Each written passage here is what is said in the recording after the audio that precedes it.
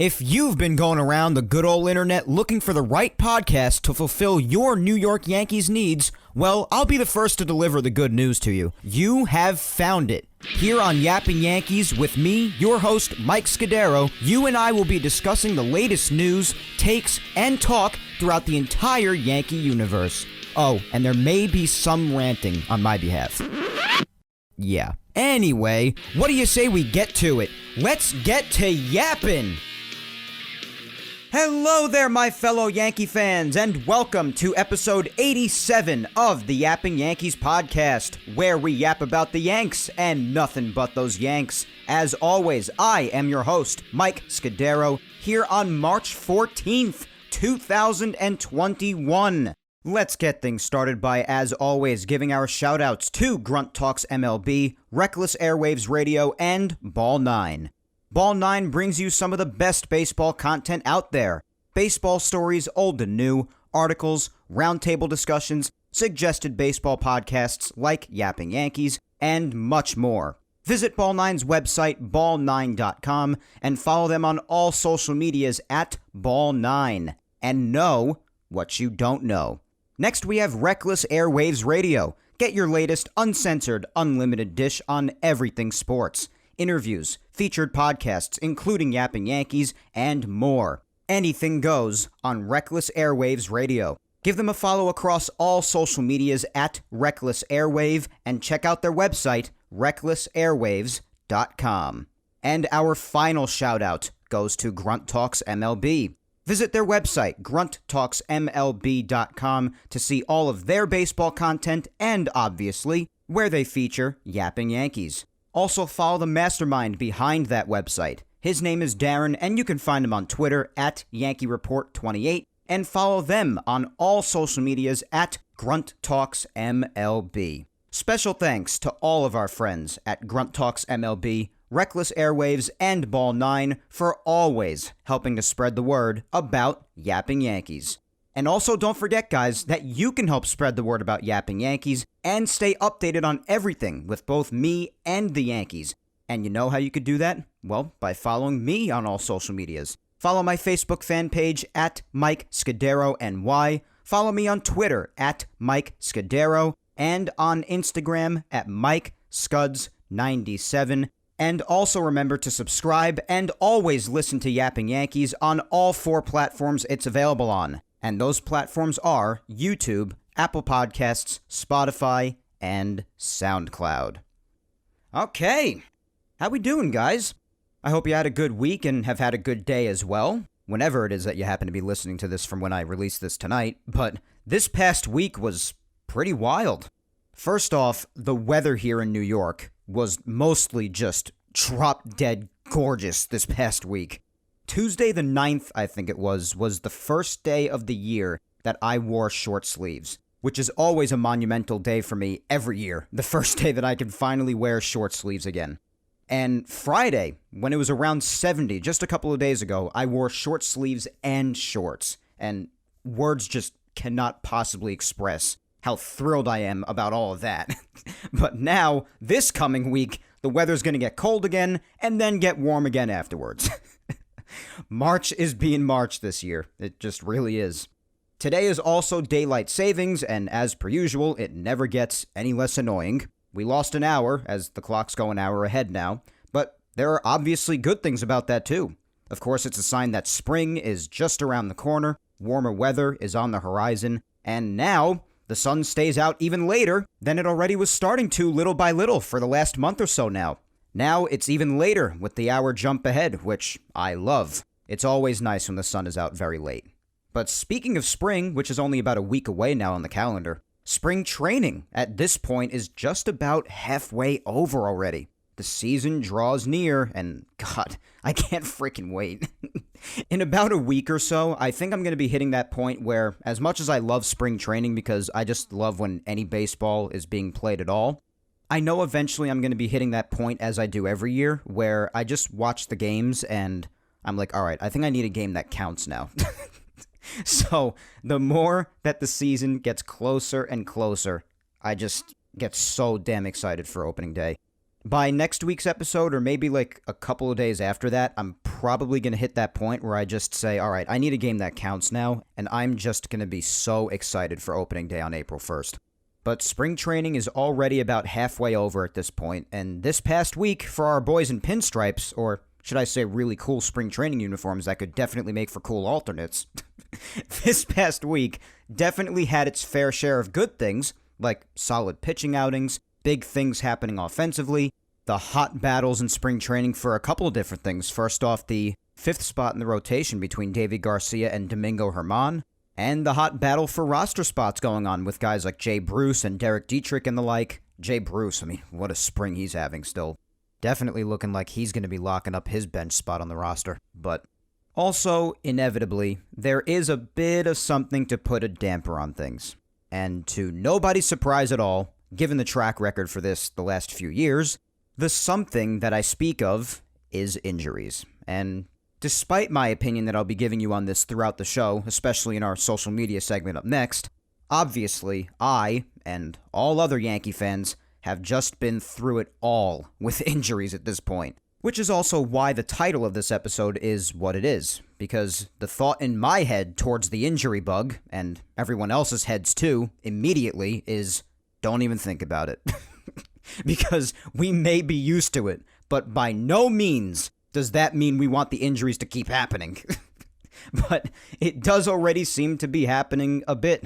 Mostly to guys who I didn't really see having a role in the final 26-man roster for opening day anyway. Which is better than it happening to a lot of the big boys, but you still hate to see guys get hurt at all, of course. You don't want to see injuries to anybody, at all. But like old times, basically both of the last couple of years I've been doing this show while baseball's going on, Yankees news today later on will consist of basically just injury news. This past week, the big one, obviously, was Britton. That's why I said mostly not the big guys before, because there was one big guy, and Britton's that big guy. And that came at the beginning of the week. And then there was Voit having a little knee soreness, which, quite frankly, I'm not worried about even a little bit. And yes, he's a big guy too, obviously, but I don't even really count this because he's still playing and seems totally fine, but still worth mentioning. We'll talk about him later. You had Chirinos, and now just this morning, another name came across. We'll hit on all of these guys later on in Yankees news. And then to cap things off today, of course, we'll discuss the big takeaways from this past week's games. All the big talking points and bringing up things that are definitely worth mentioning. And also, do stick around for a couple of minutes at the very end after we discuss the takeaways from this past week's games in the recap segment, because I do have something to tell you about. Something very important, so do stick around.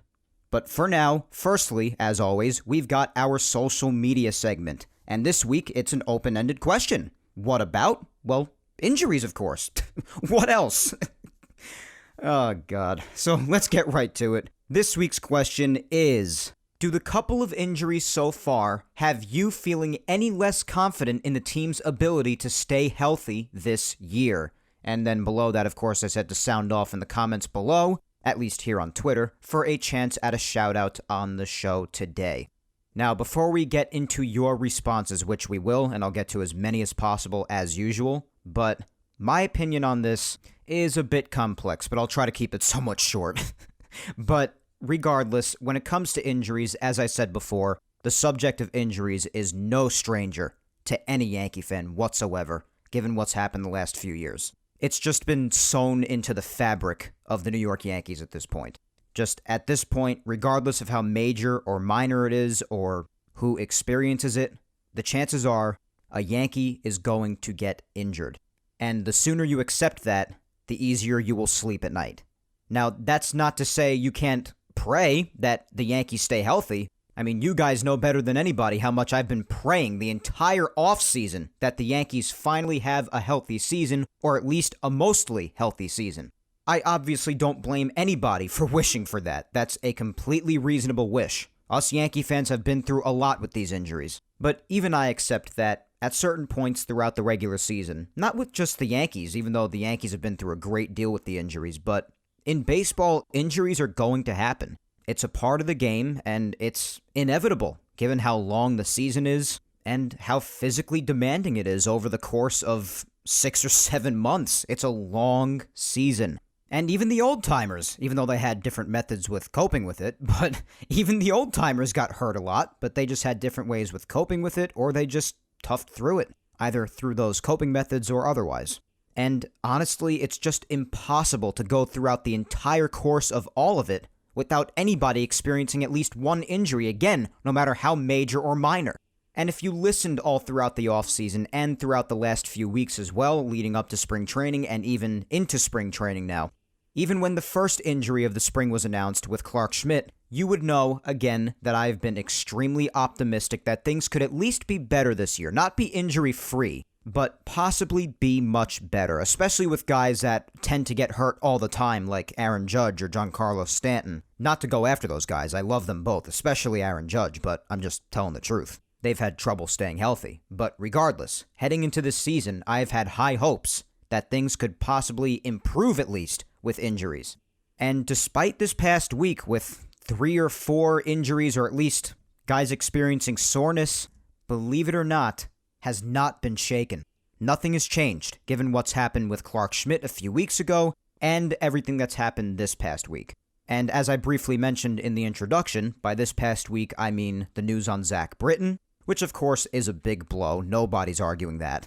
With Chirinos, with Voit experiencing a little soreness in his knee, with the news this morning about the other name coming out, which I'll mention in Yankees news just a little bit later on. But my confidence has not been shaken that things could be better with injuries this year, and also has not been shaken when it comes to how I think the Yankees are going to do. Because even in that case, let's say injuries do have a big play in this season again. You have to remember the last few years when the Yankees have also experienced a great amount of injuries, how they've still managed to be as successful as they've been. Still going to the playoffs, and yes, not reaching the promised land of the World Series that we are all desperate for at this point, but they have still found success in making the playoffs, still having a very successful regular season, and still finding ways to fight through the losses of injuries with depth and so on. The last few years, especially in a year like 2019, the main story was guys stepping up. And not only could you still have that this year, but if you're the Yankees, I also feel like this team has had more depth this year than they've had any of the other years they've gone through injuries. And yes, in years like 2019, they had a great many guys step up. The next man up squad, it was called in 2019. And even last year, although it got rough at times in the strange season, when there were injuries, the Yankees still found a way to sneak into the playoffs. Granted, things were different with the expanded playoffs and all that nonsense, but you get what I'm trying to say. And the very same thing could happen this year with guys stepping up if injuries do have a big play in this season as well. Not to mention also as an outside factor that the American League is as weak as it's been in a long time. But they also have depth, in my opinion, like they haven't had in the prior years. This past offseason, the Yankees picked a lot of guys up on minor league deals, some of which, as I've expressed, in my opinion, could turn out to be massive steals. We've spoken about all of those as they've happened throughout the past couple of months, whether it be pitching, pieces on offense, like Derek Dietrich for offense, depth-wise on a minor league deal, and if needed in the bullpen later down the line, you got somebody like Adam Warren back, who already has prior experience with the Yankees in years past, and if you need him later on, he can prove to be a big depth piece as a middle reliever out in the bullpen. And that's just one example of both pitching and offense with the minor league deals for depth pieces that the Yankees got this past offseason. I'm not going to go into all of them, otherwise we'll be here until tomorrow. I've spoken about all of them at some capacity already in weeks past. But my point is, as far as the team's ability to do well this year, even if injuries do have a big play on the team, my confidence has not been affected. I do think that even if injuries play a big role, that this team will be okay. Both between my belief in guys stepping up and the depth that they have this year. As far as overall ability to stay healthy, my confidence also has not really been shaken in that. Again, I do expect injuries to happen. I just hope they happen less frequently this year, obviously. But you guys know from hearing me talk a lot throughout the offseason that I'm erring on the side of optimism this year, even though, as I somewhat jokingly, said a few weeks ago that I'm also ready to have my heart broken again. I'm also really just trying to stay positive. I'm really trying to believe in Eric Cressy and the training staff. I'm really trying hard to believe that the big boys on the team will find a way to stay on the field a lot more this season. I'm really hoping situations like Zach Britton's are just isolated and really unique cases. You'll understand what I mean by that later on when we talk more about Zach Britton's injury. But I'm just really hoping for brighter days as far as injuries are concerned this year. And even though a few have happened already this past week, as we're only about halfway through spring training at this point, my confidence has still not been shaken. At this point, my approach is the fact that a lot of the guys showing up this year, basically all of them, especially as opposed to what they were like last season in that beyond strange season with never-before-seen circumstances, basically everybody is showing up in some of the best shape I've seen a lot of them in their entire time with the Yankees. So that has me feeling more confident. The only major loss they've had at this point is Zach Britton, and hopefully they can still get him back by maybe at earliest Memorial Day. We'll be talking more about him later on again, but more likely sometime in June-ish. But as long as he's around for especially the second half, which is the real push at the end, at least most of the time, depending on what's going on with the standings and just the playoff race overall at the end of the season, but also obviously for the playoffs. Better to miss the first 2.5 months maybe of the season, rather than missing the back end of the season and or the playoffs too. That's much worse. So I'm trying to look at it positively from that standpoint when it comes to someone like Britton. As far as the other injuries, of course, to guys like Chirinos, even the one whose name came across earlier this morning, obviously I hope they recover as soon as possible as well, but what kind of role were they really going to have with the big league squad to begin with? If you ask me, they were probably just going to be pieces down in the minors for depth. And I'm not downplaying their injury by telling you what their role would likely be. I'm just telling you what their role was likely going to be. And it likely was not going to be on the finalized opening day roster. So I'm looking at it from the standpoint that those other injuries, are they really going to have a major effect on the team at all in the grand scheme of things? So those are some of my thoughts behind it and my reasoning for not really having my confidence shaken all that much in this season, at least hoping to have better fortune with injuries, not so much just eliminating them altogether because, again, with the long marathon that is the baseball season, and especially with the Yankees alone, just given their track record the last few years, injuries are going to happen. But you just hope that it's better, that the situation improves this time around. And some of the reasoning I just gave you are reasons why I'm remaining confident that it could maybe at least improve this year.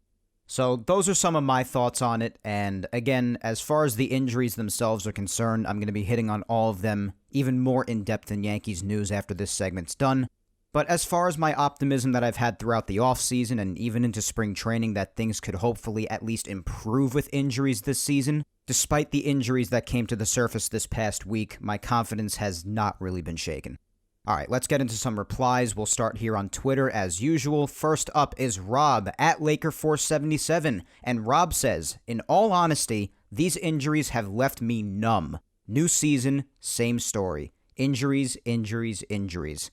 Having said that, I remain confident that the Yankees will overcome them and they will win the pennant. I will not panic." Yeah, listen, I completely hear you. It's a new season and injuries are still happening, and as I said, and as many others have said, and you'll hear them in the replies as we go along too, the injuries are going to happen. That's why whenever I expressed my optimism towards injuries hopefully at least lessening this year, I said at least lessening, not totally going away, as fantastic as that would be, but at least lessening, because you have to expect at least a couple of pop up throughout the whole course of the season, regardless of how major or minor it is. And even though the Yankees have had one of the worst track records with that, they've had basically as bad a fortune as you can have with injuries, that's just also a story with all teams around baseball.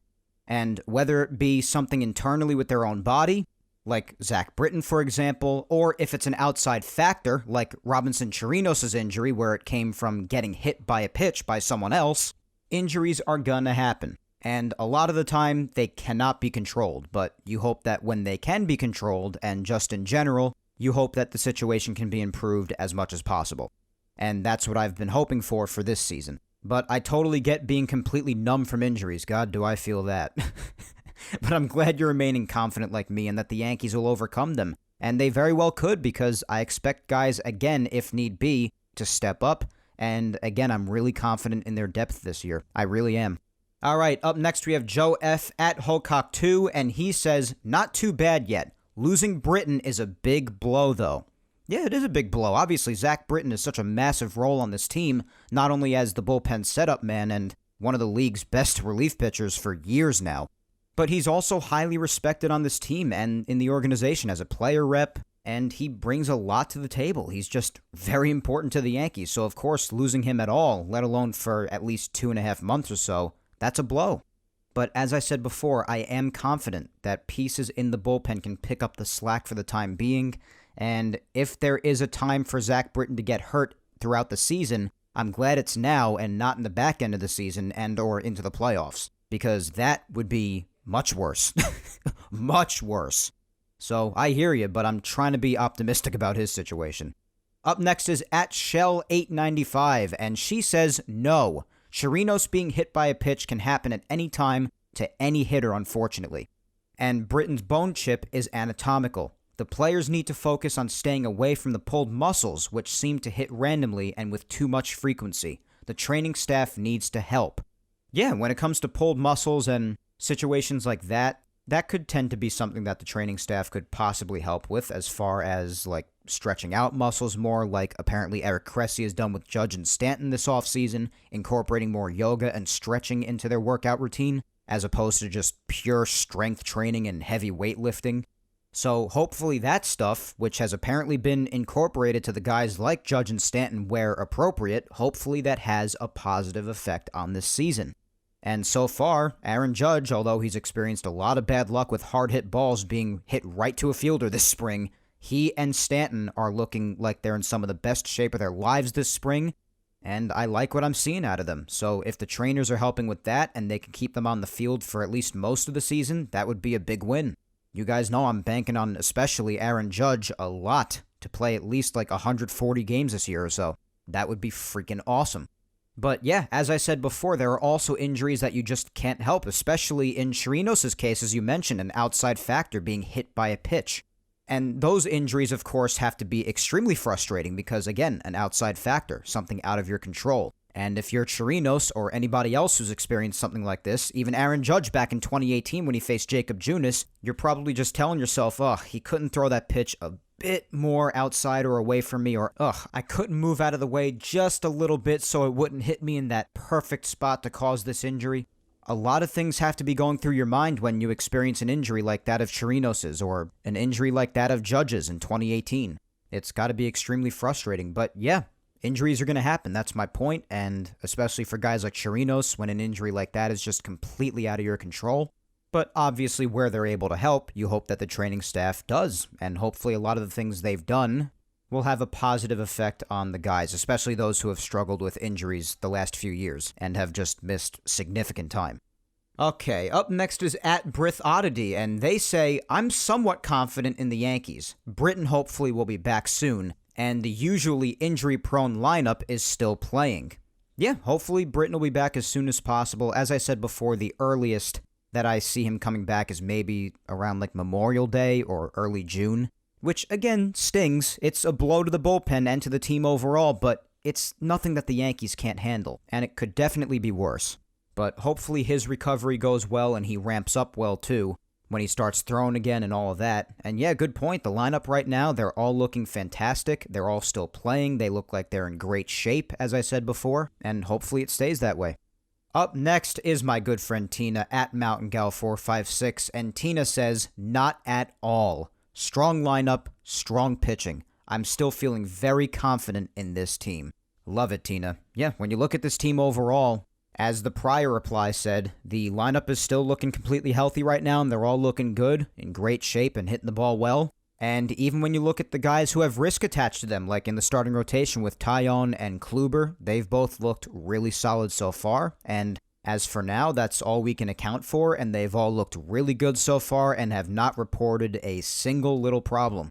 And everybody's looked great so far, and like every year in the past, it's going to come down to health this year, and if this team could stay at least mostly healthy, then we know how amazing this team is and the kind of damage they can do. If they're not, as I've said in the past, it could get ugly. But even then, they've got a lot of depth, guys who can step up, but it's going to come down to health like it does every year. And when this team is healthy, and don't let anybody from any other fan base tell you otherwise, they could be as much of wise asses as they want, But the truth is, when the Yankees are fully healthy, nobody in this league wants to face them. All right, let's see who we got next. We've got at CatDad71. And they say, I have one question for anyone who was/is confident in this team staying healthy. Why? We replaced Mr. Reliable with a guy who's pitched 8 games in the last 2 years. So I assume you're talking about Mr. Reliable being Tanaka and the guy who's pitched 8 games in the last 2 years being Kluber. Well, they didn't only replace him with Kluber, they replaced him with Kluber and Taillon. Someone else also with quite a bit of upside, and who they had to give away little to nobody for in a great trade, or at least a trade that I consider to be great. And yes, both guys come with risk, but the Taillon move in particularly is just one of many of the moves that Cashman made from this past offseason that fall under the category of big potential steals. But in any event, yeah, I even expressed some concerns about letting Tanaka go because of his durability and reliability. Even with having his partially torn UCL, he was always out there in times of injury and not, just giving it his all for this team and staying healthy, being durable. But when it comes to Kluber, I think it just comes down to taking the word of and trusting a medical professional who is apparently very well respected in the medical industry and in the health and performance industry, rather, in Eric Cressey, who directly worked with Corey Kluber in Kluber's rehab and really gave the Yankees, apparently, he had to have given them that for the Yankees to take a chance on Kluber, a clean bill of health, assuring them that this guy is healthy and he's ready to go. And even though we might not see 200 innings out of Kluber like we have in the past, you're going to get a mostly and very effective version of him. And the Yankees took him at his word, and they're taking a chance on him. And the fact of the matter is that if we get even most of what Kluber used to be, not even all of it, then you've got yourself a really good pitcher. I mean, do I even need to talk about Corey Kluber and his past accomplishments and accolades? I mean, when he was first signed here, I think I went in on it enough. I spoke all about it. I think everybody knows from a few years back how great Corey Kluber can be. In 2019, again, as a result of one of those outside factors again that are just beyond our control, he got hit with a line drive that caused his first injury, and then he had that tear last season, which Cressey and the Yankees seem to just be really confident in that is fully healed and he's ready to go. And you could take them at their word or not take them at their word. I guess it's just a matter of personal preference. But I understand your concern, but I also happen to be somebody who is rooting very hard for Kluber this year and is really believing in him to really have himself a nice season and a great comeback. But your concern is valid, given Tanaka's prior reliability and durability, and I've spoken all about that in the past, I have. But for those of us believing in Kluber, I would just say that it's just really evaluating what he's done in the past and just how great of a pitcher he is when healthy. And just given, granted it's a very small sample size and it's just spring training, but also given what we've seen out of him in this spring training so far, he's looked really good. And if he keeps that up, then we're going to have a really, really solid arm in this rotation. I mean, you're asking this to the head of the Corey Kluber fan club here. So, I hope I answered your question, though. I tried to the best of my ability. And again, I do hear your concern, my man, I do, and it's valid. But it's just a matter of believing in someone who has proven to be more than capable a lot in the past, and he's got something to prove. He's got to try to have a comeback and prove that he can be a solid arm in this rotation after his difficulties with injuries the last couple of years, and I'm confident that he's going to do that. And you also have to remember that, despite it being the Yankees we're talking about here, it was also a financial issue too, because Tanaka was asking for, I believe if I remember correctly, it was anywhere from 15 to 20 million? And they were able to get Kluber for 11, and they were able to make a steal of a trade for Jameson Taillon, who's still under team control. So, honestly, it was also a matter of money, too. But me, personally, more than anything, I'm riding on Eric Cressey's and the Yankees' word on this one. They better not let me down. As I've said, do not let me down, guys. All right, up next is at Eddie J. Soto, and Eddie says, I think that people are making this more than it is. Yes, the Yankees have had the injury bug issue for the past 3 years. However, every team has injuries. We have to be realistic when it comes to the health of baseball players. Right now, our 5 potential starting pitchers are not hurt. Our middle-of-the-order lineup is healthy. Our position players on the field are healthy, and other teams are experiencing worse injuries right now. We are good. Yeah, That's a lot of what I said before. I totally agree, Eddie. You can't really expect to have none at all. You just hope that it gets better, but you don't expect to have none whatsoever. But yeah, right now, the middle of the order is looking great. They're all healthy. The 5 potential starting pitchers are rocking and rolling. Position players are all looking really good, doing totally fine. And you just got to stay optimistic that it lasts, hopefully. And yes, also mentioning other teams too. As I said, they experience plenty of injuries too, and they are right now as well, especially in a season like this one, just coming off of a shortened pandemic season like that of last year. A lot of things, a lot of factors in baseball are different this year. The usage of certain guys, especially pitchers after a shortened season last year. And despite changes in usage, there's still going to be plenty of injuries this year. Harsh reality, but especially in the Yankees' case, you just gotta hope that it still finds a way to significantly improve this year and that it really stops here from what's happened so far. Or at least stops as much as possible, and anything down the line happens to be extremely minor, or not have a major effect on the team at large going forward. Alright, the clock is ticking away, my goodness, we're already almost a half hour in. Alright, up next is @Eric_Pellis. Let's try to get a few more in here. Eric says, no, this is an injury-prone team and nothing has changed. These injuries coming up will be their undoing once again. Well, for the love of God, I hope you're wrong. And I understand people thinking this way, given the past few years, but my God, I hope you're wrong. Alright, up next is @Beth_Wellington, and Beth says, no, not yet. Chirinos most likely wasn't going to make the team. Losing Britton hurts, but he will be back this season, and we have guys who can step up. Yeah, that's a lot of what I said before, especially in the Chirinos case. I didn't consider him to be one of the big guys, and I'll be talking more about him later on in Yankees news as well, but I definitely agree there. Just really frustrating in his case, having the injury that was really out of his control, an outside factor getting hit by a pitch. But I definitely understand that, and yeah, losing Britton is a blow, no doubt. Nobody is denying that, but he will be back. Best to miss this portion of the season and not the later portion of it. And I see that you have confidence in guys stepping up as well, just like I do. And as I said earlier, given the last few years, especially in 2019, there is reason to believe that there will be at least one name that will make a big difference and step up. Up next is @BaseballTZar, and they say, not sold yet. Can't be much worse than the past 2 years, though. I mean, yeah, you have to imagine, right? And you have to hope.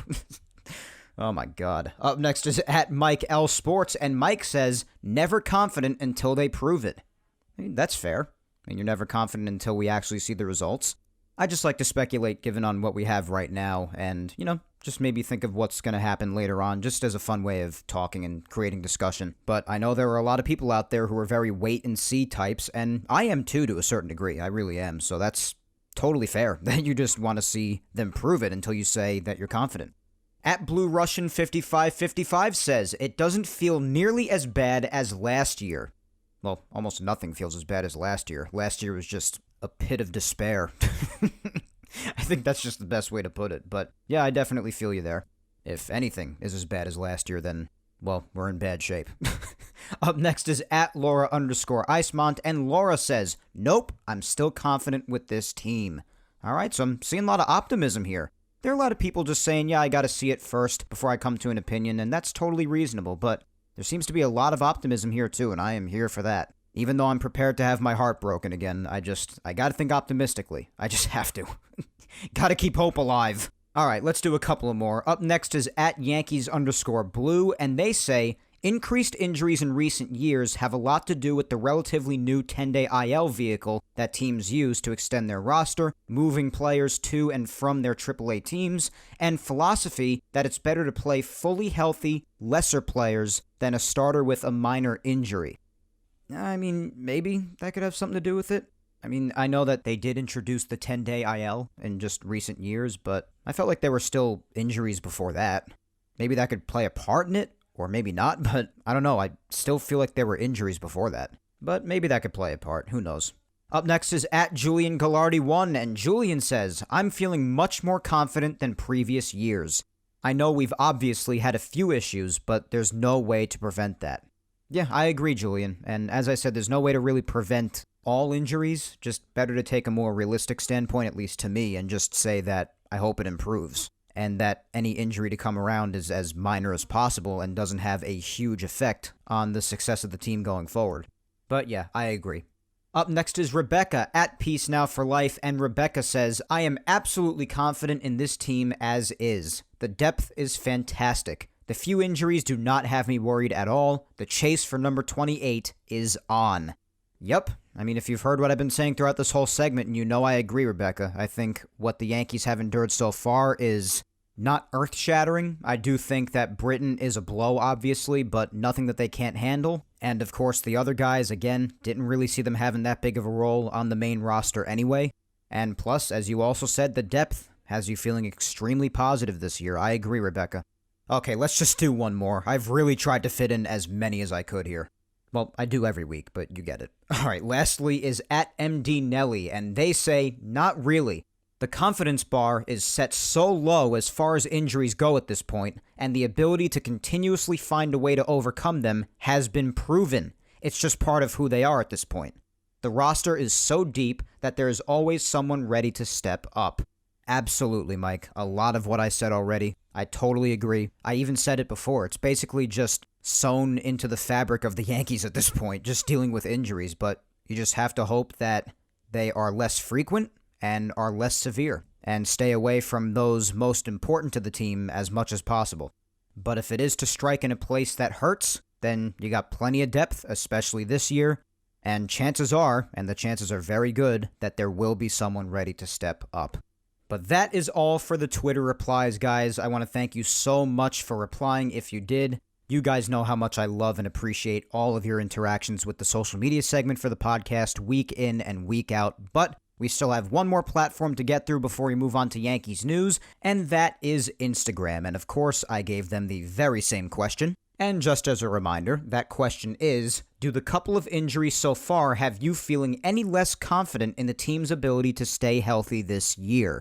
And I'll try to read through a few replies here on Instagram. Really want to get to Yankees news because I really didn't realize just how fast time was going. Really shouldn't be a surprise because today is daylight savings, and on this day where you lose an hour, the day just zips by. So, let me get right to these Instagram replies. First up is at Sayesh2914, and they say, I do. I didn't have high hopes for people staying healthy, but somehow it got even lower. Okay, wow. So a little pessimism there. Okay, listen, everybody's different. Everybody's different, that's fine.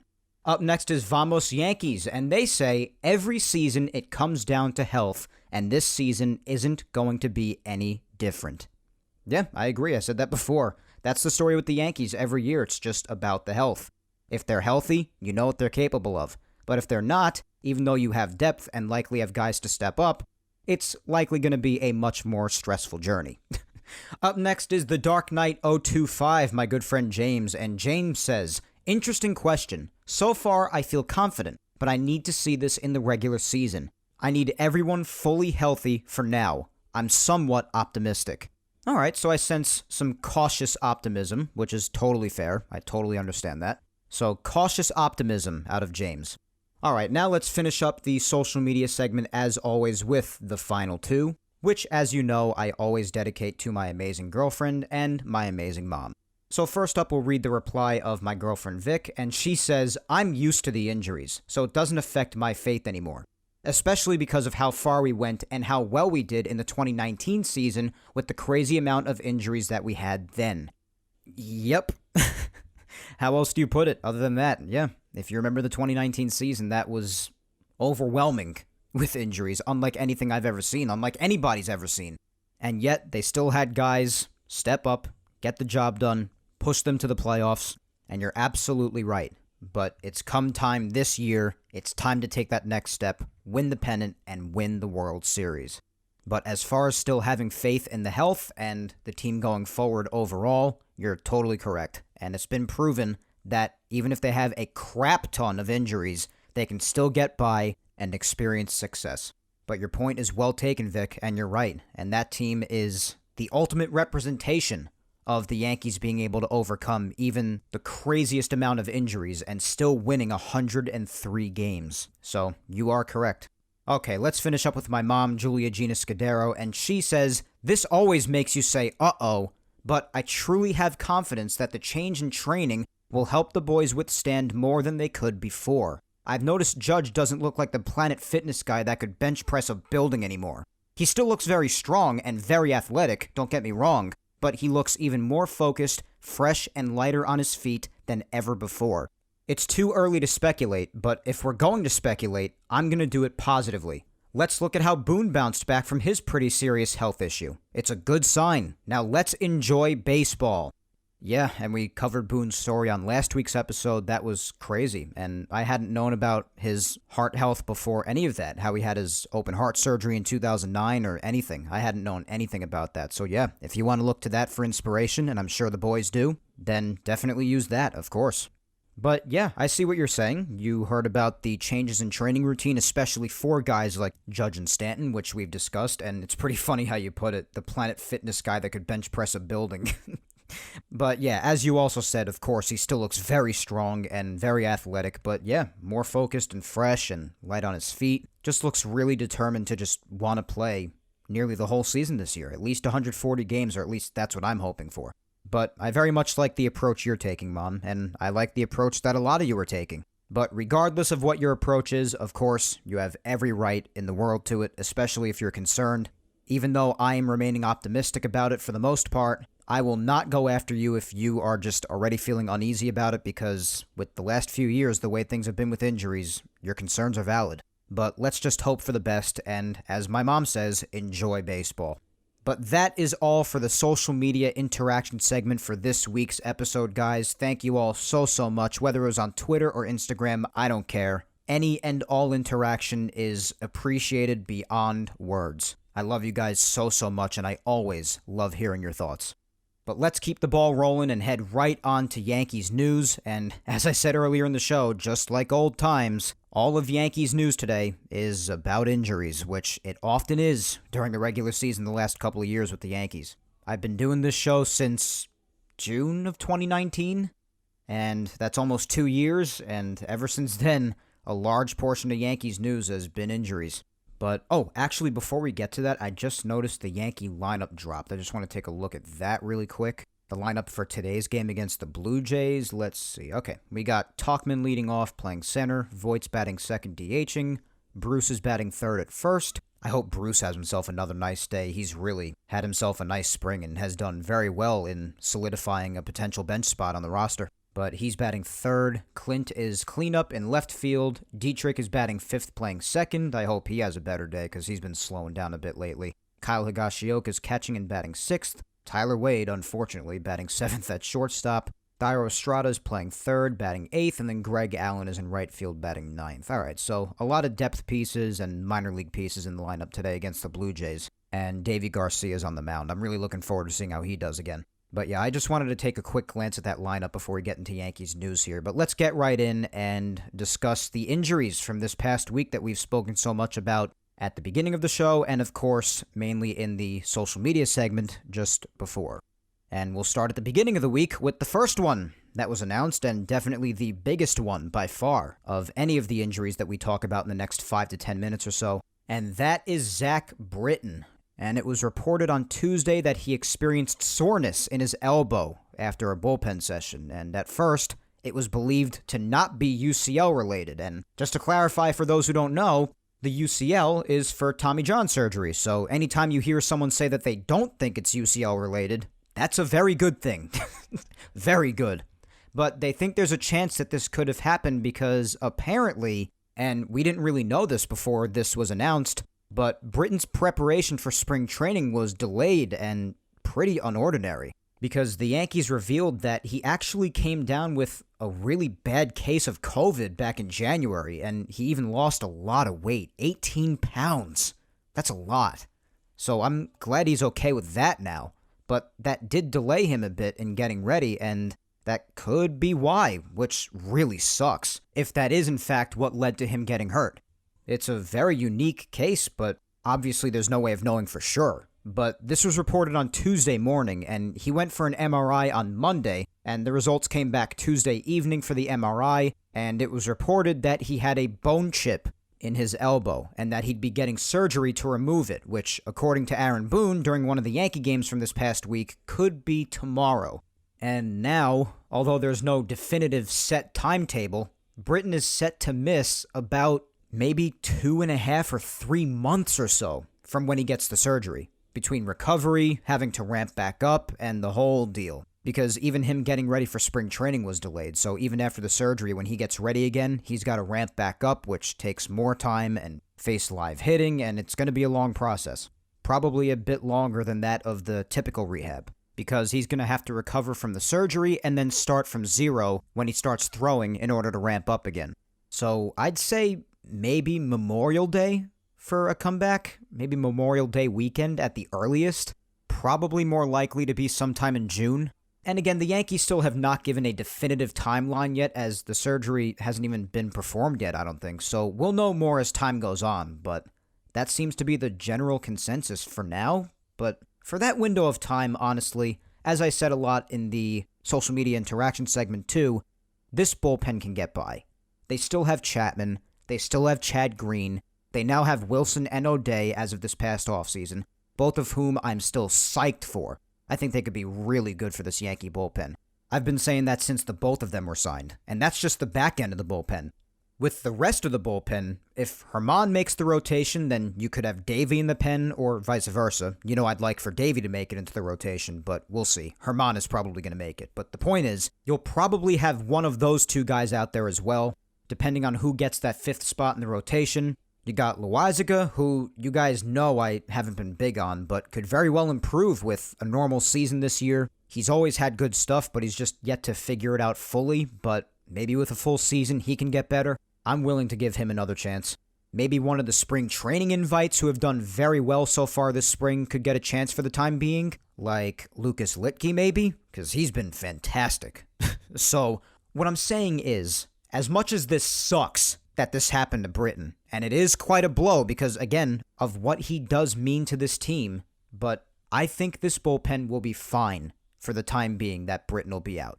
And also, you obviously wish Britton wasn't missing any time at all, and that this never happened, because there's no doubt that the Yankees, along with all of us Yankee fans, again, have just been through the ringer with these godforsaken injuries in general. But honestly, this is definitely amongst the best possible outcomes in this situation when compared to something like Tommy John, for instance. That would have been brutal. So, hopefully his recovery goes well, he gets back as soon as possible, but I'm confident that as of now, the bullpen will get by. And as I said throughout the social media segment too, I'm glad if he has to get hurt, that he's hurt at this time of the season and not later down the line towards the end or even into the playoffs. So I hope Zach's surgery goes well whenever it's performed, likely this week. I know that when he flew back to New York, he had to quarantine for a little while, so that's why the surgery didn't happen immediately. But it's likely going to happen this week. You heard Boone mention it as being Monday days ago, so that's tomorrow. But whenever it happens, I hope it goes well, and I hope his recovery is as quick as possible, and we can get as good of a Zach Britton back as possible. But in the meantime, I think the bullpen will be just fine. They will endure for the time being. Now on Wednesday, after all this Zach Britton news, it was reported that Luke Voit had a little knee soreness and that he was scratched from Tuesday's lineup because of it. But it was said to be no big deal at all, really, and that scratching him from the lineup was just extra precaution because, it's spring training. So, unless it's something legitimately serious, this honestly isn't worrisome to me whatsoever. You're talking about a guy who could barely walk at times last season due to his quote-unquote foot stuff, as we put it. Yet, he was still out there every day as one of the main forces carrying the team and leading the league in home runs while doing it.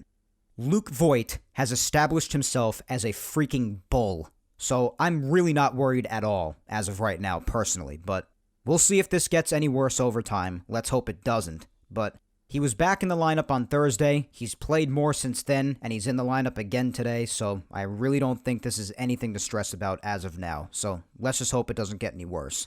Even if it does, though, Luke will probably just play through it, let's be honest. But in all seriousness, we'll see if anything comes of that. That's the one that in the intro to the show I basically just said doesn't even really count to me because I'm not even a little bit worried about it.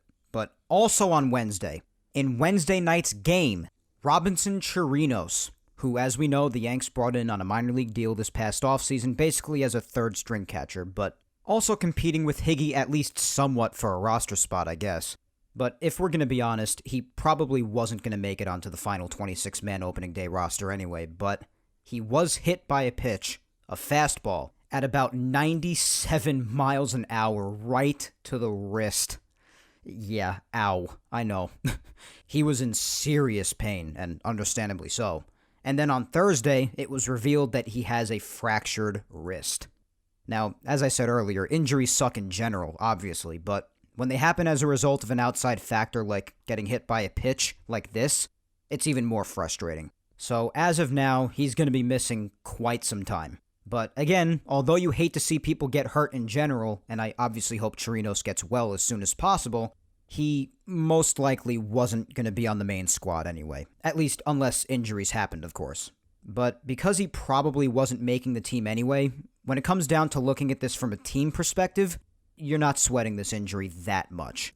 Again, not downplaying the injury whatsoever. I hate when guys get hurt, and I never want to see it, but I'm just speaking from the perspective of the Yankees and the success of this team going forward, and how big of a role that Chirinos would have or wouldn't have had with the team, had he been able to finish off spring training. But from the beginning, it was probably going to be Gary and Higgy for catchers. Nonetheless, this injury obviously takes him out of any sort of running for the roster. Now, as far as who could replace him, basically, as the third-string catcher for the time being, I gotta say, I really like what we've seen from Rob Brantley a lot this spring. This guy's had a good spring, and he's been in the league since 2012, and he's been with multiple teams. The Marlins, the White Sox, Phillies, the Giants most recently, and now the Yanks. And he really hasn't had much of a major league career to talk about, but who knows? It might be a good thing to give him a shot as a third-string catcher for the time being, just for when you may need him. And by the way, he's also a left-handed hitter, so who knows? He could very well get a shot at being a third string with the spring he's had. He's only had a few at-bats, but he's had 2 home runs in those few at-bats, so we'll see what they decide with him. But in the meantime, best of luck to Chirinos and his recovery from his injury. A fractured wrist, again, really sucks. He's obviously been seeing specialists, but there's no definitive timeline on his return yet either, so best of luck to Chirinos. And speaking of pain in the hand or wrist, more news actually just came about just this morning, and I haven't told you the name of the guy yet. Of course, by now you probably already know it, but this only just came out some time ago for me. And the name of this next injury victim is Miguel Andujar, who is now feeling hand and wrist pain. And this apparently goes back a few days from what I'm reading here, and it's just being mentioned now. I guess that explains why we haven't seen him play at all in the last few days, but again, as I've been saying before as far as how important these injuries are to the team, like Chirinos, Andujar probably wasn't making the final roster come the regular season anyway, but just upon reflecting on his career with the Yankees that Andujar has just really struggled to find a place with since he got injured in 2019 and missed basically the whole season with the exception of the first couple of weeks, mainly because, to put it bluntly, he's a complete liability defensively. I feel for the guy. I mean, we all remember, despite the errors at third base, how great he was to watch in 2018. The guy can hit, and he still can hit. But like he took Drury's job that year, Gio took his the next year in 2019 when he got hurt. And obviously, Gio is just proven to be a much better all-around player. Defensively especially, but even offensively. Now, when it comes to last year in 2020, last year obviously was what it was, too. And all throughout that, Gio still just more than deserved the job at third base. And now this year, in what was really a crucial spring training push for a potential spot for Andujar, now this happens with hand and wrist pain. And alternatively, even if you were thinking, maybe they can trade him. Well, with what value? His value is as low as it can be pretty much, short of him completely losing the ability of being able to even hit a baseball. So, again, although he likely wasn't going to get a spot anyway on the roster, I do feel for Andujar. And if this ends up being a long-term thing with his hand and wrist, he's seeing a specialist about it at the beginning of the week, but especially if this ends up being long-term, it's tough to imagine what happens to him going forward other than just sticking him in the alternate site again, just staying in the minors, because his career potential has seriously taken a hit. And if some legitimate, serious turnaround doesn't happen at some point soon, which at this point it's just hard to imagine because after years, the guy is just horrible still at fielding, And this is coming from a guy who's stuck his neck out for another young guy like Glaber and really has a tough time giving up on young talent and their ability to potentially improve. Then I don't know what's going to be of his, not only his Yankee career, but his career in general. So, a really tough break for Andujar. I hope for his sake that it's something minor, but whatever it is, I'm sure we're going to be getting more details on it in the coming days. I hope all with him goes well. So, that's your Yankees news, basically just your injury news from this past week.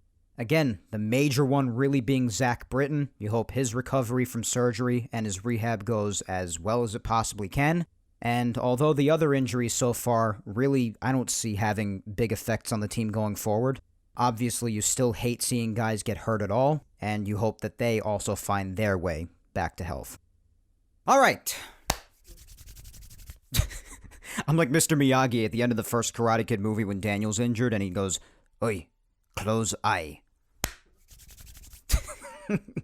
Alright, but anyway, let's get to recapping this past week's action and discuss some major takeaways from this past week's Yankee games. Some notable things to bring up. We'll start from last week when we last spoke, obviously, last Sunday. And when I left you last Sunday, I think only about an inning of that game had been played at the time. It was before Gardner's grand slam. That had happened when I already stopped recording, but as far as the rest of that game, Montgomery started that game, as you probably remember. He ended up pitching 3 scoreless innings. Then after that would be Gardner's bomb right down the right field line for a grand slam. And the boys would win that one 4-0 against the Phillies, and that was a 9-inning game again, and it seems like all the spring games are 9 innings again, so that was a 9-inning game yet again on Sunday. Monday was an off day, and Tuesday, that was a pretty crazy day. You had the Zach Britton announcement in the morning, and then as far as the game, quite a bit of action. Davy Garcia started that game. He pitched 3 very nice shutout innings, striking out 5, and he also had 2 double plays after allowing his 2 base runners. He struck out the side in the third, so very nicely done by Davy. Then Luis Cessa came in out of the pen and gave up a 3-run shot and just reminded me that although he's maybe had a couple of decent spans of time here, still wondering when the Cessa experiment comes to an end at times, but whatever.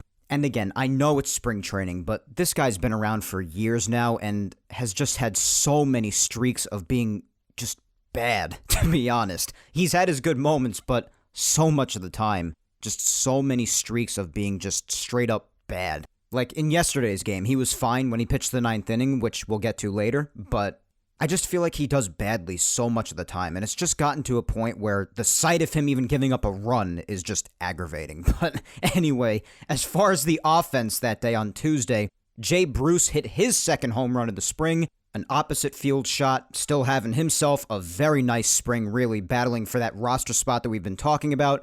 Gary Sanchez hit yet another ball that I think landed on Jupiter. Seriously. That was his 3rd nuke of the spring as he just continued to kill it. And I'm telling you, it would be amazing if he keeps that up. I'm just really hoping that this is just the beginning of the results of all of that hard work he put in throughout the offseason that I've spoken so much about for a long time now. But that was a game-tying shot. Hicks also drove in a run on a ground out. That drove Tauchman home. That made it 4-3 at the time. Oh, also, quick little side note. I didn't mention this before when I was giving out today's lineup, but Greg Allen came in later in the game, and if you recall, you might be saying, hang on a second, Mike, you said he was DFA'd. Well, he was. But he did end up clearing waivers and was outrighted to AAA, so he is back with the team. Just thought I'd mention that. So he's around for spring training. I forgot to mention that before when I was reading out today's lineup. But in any event, the Yanks would score another to make it 5-3 later on, and then the Tigers took a 6-5 lead in the 8th, and they would go on to win by that score against the Yanks. And Clint Frazier, another side note, also ran really hard into the wall chasing a home run ball, but he stayed in the game and was okay afterwards, so thanks sweet Jesus for that. Said he felt fine afterwards and the whole deal, so you better believe that I did the sign of the cross and thanked God for that. So yeah, Tuesday was a bit wild. Wednesday, this game was a televised night game at George M. Steinbrenner Field, and this was only like the 2nd or 3rd spring training game that I had been able to watch this spring at that point, because obviously so many spring training games are during the day, and I work throughout the middle of the day, Monday through Friday, so you best believe that this was awesome to finally be able to watch on Wednesday night for me. And it was a fun game. Gardy had a sac fly, also had a base hit in his next at-bat, and then a double in the one after that. He's been just having himself a solid spring. Really, really good stuff. Love seeing that out of Brett. And then after him, Stanton and Glaber went back-to-back, each hitting their home runs to Mars, just absolute bombs. All of these guys just hitting their home runs to other planets. Herman started the game and, again, did a fantastic job. He's looked really good in his first 2 spring starts. On Wednesday, he pitched 3 shutout innings, 3 strikeouts. Pitches were great and the whole 9 looked really solid. Some of the big guns in the bullpen also pitched for the first time this spring on Wednesday night. Chapman pitched in the 4th and looked amazing. 1-2-3 inning. O'Day pitched the 5th and he looked amazing. 1-2-3 inning. Justin Wilson pitched the 6th and he did struggle. He gave up a solo shot and then a grand slam. He was only throwing his fastball, really, and literally none of his other pitches, like his slider or anything, but it's whatever. Maybe he was still just getting into the groove, and it was the first outing of the spring for him. Maybe he wanted to work specifically on fastball command, and you also have to remember he got to camp later than basically everyone else, since his contract became official late, and he basically reported after everyone, so... And it's spring training, who cares? But he even looked better in yesterday's outing, so it's whatever. I'm not making excuses for him, but Wilson is still a solid arm out of the pen. I'm not worried about him, but as we'll also talk about later, he did bounce back in his outing yesterday, but we'll also see what he's like in his next outings before the season starts. But regardless, again, despite Wilson's outing on Wednesday, I'm telling you, I am still really, really happy that O'Day and Wilson were signed. I've been happy about them from the start, as you loyal listeners know, and I'm still confident in the back end of that pen with them alongside Green and Chapman, despite the loss of Britton for the first couple of months or so. And I'm also confident that someone else will step up too, as I said earlier, so I'm still very excited for that. My optimism has not really been damaged by that. Speaking of Green, though, even he pitched that night. All 4, Wilson, O'Day, Green, and Chapman pitched. Green pitched the 7th, though. He struck out the side, perfect inning, so 3 out of the 4 bullpen guys, really good. Then Michael King came in and pitched a scoreless 8th and 9th, and the Yanks would take a 6-5 lead in the 8th and win by that score against the Pirates. On Thursday, my boy Garrett Cole got the start. He went 3 innings, only allowing a run, but his stuff looked really good. 5 strikeouts, blowing guys away with the fastball, making great use of his changeup. He's been working on that pitch quite a bit, I've noticed. Breaking stuff looked solid, so I liked what I saw. I mean, how could you not? It's Garrett Cole. But anywho, Loaisiga came in after him and he pitched 3 scoreless innings. He looked great. Chacin pitched 2 scoreless innings. Litke finished the game pitching a scoreless 9th, and again, he looked fantastic. I'm telling you, keep your eye on this guy. Offensively, Aaron Hicks led off the game with a solo shot. Also had an RBI double later in the game, so he had himself a nice afternoon as his great spring continued. Voit had an RBI single and then stupidly tried to tag up from second later in the inning when this was his first game back in the lineup for a couple of days because of his knee being a bit sore, so not really ideal, but after all that, the Yanks added on 3 more runs later in the game and they would win 6-1 against the Phillies. On Friday, the Yanks won again, 4-2, 3rd win in a row. Taillon pitched again, and although he wasn't nearly as sharp with his pitch location this time around, he still powered through and got the job done. He pitched 2 2/3 shutout innings, striking out 4. He also walked 3 guys, part of his pitching location being off, but as I said, he stuck to his plan, he had a good approach, and he powered through, still didn't allow any runs, and that's what I like to see. And I'm really happy with what he's done this spring, I really am. I'm still counting on him to have a very nice season, as you all know. And you all know how much I like that trade for him, so he's done really, really well. We'll see how he does for the rest of the spring, but I'm really proud of Taillon so far. I've liked what I've seen. Addison Russ came in to pitch after that and got the final out of the 3rd. And also, actually, speaking of Addison Russ, he, along with 22 others, have been cut from the roster to trim it down to 51 guys. And now, obviously, the closer the season gets, the more teams trim their spring rosters down so they can prepare for their final opening day roster for the regular season. And also have the big boys transition into playing more frequently and for longer into the games as the regular season gets closer. Nothing out of the ordinary, and it looks like that process has officially begun for the Yanks. And the others sent down, I'll just read them off quickly, were Estevan Florial to AAA, Luis Gil to AA, Oswald Peraza and Alexander Vizcaíno were sent down to high A ball, Yoendris Gomez was sent to low A, and the rest of these names are headed to minor league camp. Armando Alvarez, Trey Ambergy, Michael Beltre, Josh Bro, Kellen Deglin, Ezekiel Duran, Chris Giddens, who had a great spring, Trevor Lane, Max McDowell, Thomas Malone, Glenn Otto, Hoy Park, Anthony Siegler, Reggie McClain, Austin Wells, the Yanks' latest top draft pick. He's probably still about a year off from being ready, so this is not a surprise. But if the Yankees are in desperate need of catching depth if injuries are to strike, then who knows, but I wouldn't expect it. And lastly, kind of surprising, but it's very likely we'll see him right when the Yanks need help with pitching and need to call on someone from the minors, but Adam Warren. But again, I'm sure we'll see him at some point, and he's had himself a very nice spring too.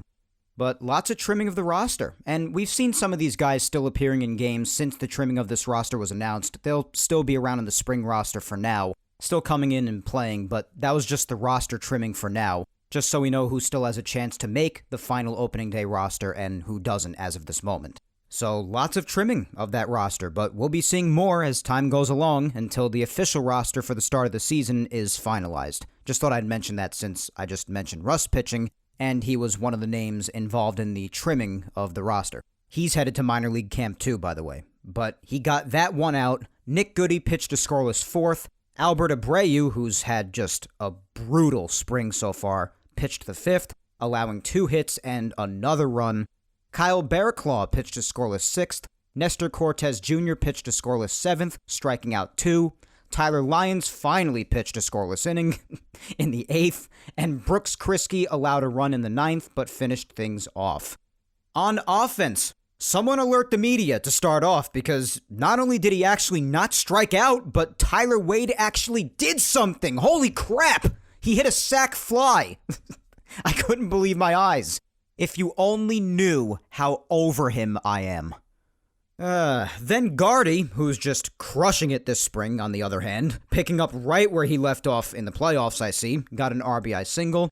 Rob Brantley, who could very well be the third-string catcher at this point with Chirinos going down with his fractured wrist. I spoke about that a bit before too, but he hit a 2-run bomb. He's put together some really nice swings himself this spring, and the Yanks would win 4-2. Yesterday, the man whose fan club I'm heading up got the start. Corey Kluber started the game. And you guys know I'm rooting so hard for him this year. It is crazy. Remember, I'm the head of the fan club. You gotta go through me if you want an invitation. But anyway, Kluber did a solid job. He pitched 4 innings, only allowing 2 runs on a solo shot and an RBI groundout. And that run on the RBI groundout only scored because the runner on base advanced to third on a wild pitch, and then on the groundout came home to score. And that runner actually also remained on base prior to the wild pitch even, only because Kluber bobbled a comebacker that probably would have been a double play, so not really a run that was 100% earned, I guess. But in any event, it was a fine start.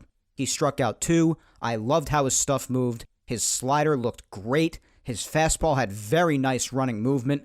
Off-speed stuff moved a lot and got guys out in front, so I really liked what I saw. Between this and the 2 perfect innings he threw in his first spring training start the last time he pitched, I gotta say, I really like what we've seen out of my boy this spring so far. Feeling well and doing well.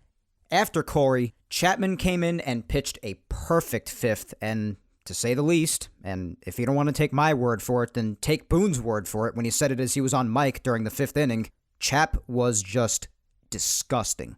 Absolutely gross. That split finger is just unfair. And I gotta tell you, when Boone was on mic and Chapman got that strikeout on that absolute cheat code of a splitter, and Boone said, "Oh, that's just gross." I hollered laughing at that. It's just so great. Can you tell I'm happy baseball's back? Oh, God. Darren O'Day pitched the 6th inning. He gave up a solo shot to lead off the inning, but then just struck out the side right after that. I love that. Justin Wilson pitched the 7th, and as I said earlier, he was looking to have a better inning than his prior outing, and he did. He pitched a scoreless inning. Chad Green came in to pitch the 8th. He gave up a 2-run shot, and he was working on his curveball quite a bit. Big hooking curve. I liked it. But other than that 2-run shot, he didn't allow any more runs, and then Sessa would finish it off with a scoreless 9th inning.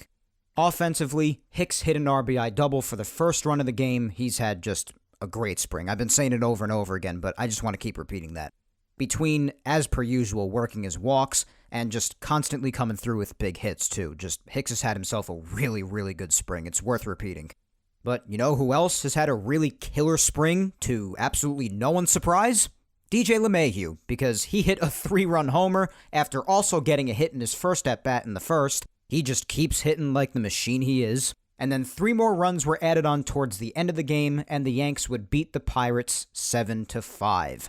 And as far as today, well, that's actually about to start, so after I finish this in the next few minutes, I'm going to go listen to that on the radio, since it's not on television for either team today, but Yankees radio on WFAN, thankfully. Which means I don't have to listen to any other broadcast from an opposing team at the risk of hearing their broadcasting team sounding like they're commentating a snail race. But again, playing the Blue Jays today, Davey gets the start, and I already gave the lineup earlier. Going forward for this week until I talk to you again next Sunday, the Yanks face the Phillies tomorrow at 1:05 p.m. Eastern. Herman is set to start that game. That'll be his 3rd start of the spring. Tuesday, they face the Tigers at 1:05 p.m. Eastern. Wednesday is the Blue Jays again at 1:07 p.m. Eastern. Thursday's an off day. Friday's against the Phillies, a night game, 6:35 p.m. Eastern. Saturday, the Orioles at 6:05 p.m. Eastern, another night game. And next Sunday will be the Jays again, just like today, at 1:07 p.m. Eastern. Also, really quick before I wrap up, guys, and I actually made a video on Twitter about this on Friday, this past Friday. And I am going to be giving more reminders on all of my social medias throughout this week about this. But remember like 2 or 3 weeks ago maybe, I kept mentioning something about having a big announcement for you, having to do with this show, but I kept telling you to hang tight because the announcement wasn't 100% official yet? Well, now it is. And I'm finally going to tell you what it is. And I'm going to be announcing it on a Twitter Live this coming Friday, March 19th at 7 o'clock p.m. Eastern. So if you don't already, go follow me on Twitter. My handle is at Mike Scudero. Clear your calendars. This Friday, March 19th, 7 o'clock p.m. Eastern. Big announcement having to do with this show. I'll give the announcement and then we'll hang and chat for a bit. Have some fun. So, once more, this Friday, the 19th, 7 o'clock p.m. Eastern. It's during a Yankee spring training game, but it's honestly the only time I can do. So, just drop in for a bit if you want, or you can watch it afterwards because after I'm not live anymore, the video of the live will stay on my Twitter page, but you're obviously free to do as you wish. I mean, hell, I'll probably have the game on next to me as I do the live, and you could do the same, but regardless, I'm psyched to tell you guys what I have to say with this announcement. Friday the 19th, 7 o'clock p.m. Eastern. Twitter Live, guys. Be there. But as for now, guys, that is all for episode 87 of Yapping Yankees today. Let's give one last shout out to Grunt Talks MLB, Reckless Airwaves, and Ball 9. Ball 9 brings you some of the best baseball content out there. Baseball stories old and new, articles, roundtable discussions, suggested baseball podcasts like Yapping Yankees, and more. Visit Ball 9's website, ball9.com, and follow them on all social medias at Ball9. And know what you don't know. Next, we have Reckless Airwaves Radio. Get your latest uncensored, unlimited dish on everything sports. Interviews, featured podcasts, including Yapping Yankees, and much more. Anything goes on Reckless Airwaves Radio. Give them a follow across all social medias at Reckless Airwave and check out their website, recklessairwaves.com. And our final shout out goes to Grunt Talks MLB. Visit their website, grunttalksmlb.com, to see all of their baseball content and, of course, where they feature Yapping Yankees. Also, be sure to follow the mastermind behind that website. His name is Darren, and you can find him on Twitter at YankeeReport28, and follow them on all social medias at Grunt Talks MLB. Special thanks to all of our friends at Grunt Talks MLB, Reckless Airwaves, and Ball 9 for always helping to spread the word about Yapping Yankees. And obviously, guys, do not forget to follow me on all social media so you can keep up on the latest having to do with me personally, along with the Yankees and Yapping Yankees announcements, content, and Twitter and Instagram social media segments every Saturday. Follow my Facebook fan page at Mike Scudero NY. Follow me on Twitter at Mike Scudero and on Instagram at Mike Scuds97. And I would also really appreciate it, guys, if you just took the time to hit that subscribe button on the Yapping Yankees YouTube channel. We are just a few subscribers from 300, so do me a solid and smash that subscribe button. And also subscribe and always listen to Yapping Yankees on SoundCloud, Apple Podcasts, and Spotify as well. And while you're at it, listen to the past Yapping Yankees episodes that you've missed. Episodes 34 up to episode 87 today are available on YouTube, and all Yapping Yankees episodes, including today's, are available on Apple Podcasts, Spotify, and SoundCloud. Once again, thank you 3000 for listening to me yap today. I am Mike Scudero, and I will talk to you next Sunday, March 21st, when I come at you with episode 88 of Yapping Yankees. Until then, guys, hang in there, be patient, please stay safe, look out for your loved ones. Do not forget about the Twitter Live this Friday, March 19th at 7 o'clock p.m. Eastern for my big announcement.